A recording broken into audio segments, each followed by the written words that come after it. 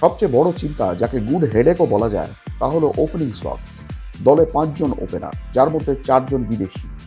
আপাত দৃষ্টিতে অনেকের মনে হতেই পারে ফিন অ্যালেন ও টিম সাইফার্টের মতো সফল ওপেনিং জুটি থাকতে আর এই নিয়ে ভাবনা চিন্তা করার প্রয়োজন কি। কিন্তু 25 কোটি 20 লক্ষ টাকা দিয়ে ক্যামেরন গ্রিনকে নিশ্চয়ই মাঠের বাইরে বসিয়ে রাখার জন্য আনা হয়নি। শ্রীলঙ্কার পেসার মাথিসা পাথিরানার চোট, তার পক্ষে আপাতত খেলা কঠিন। হর্ষিত রানার এই আইপিএলে খেলার সম্ভাবনা কার্যত নেই বললেই চলে।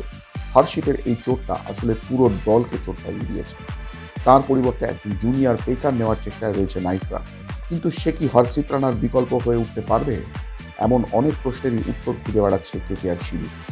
খুঁজে পাবে কিনা সেই উত্তরগুলো, সে তো সময়ই বলবে।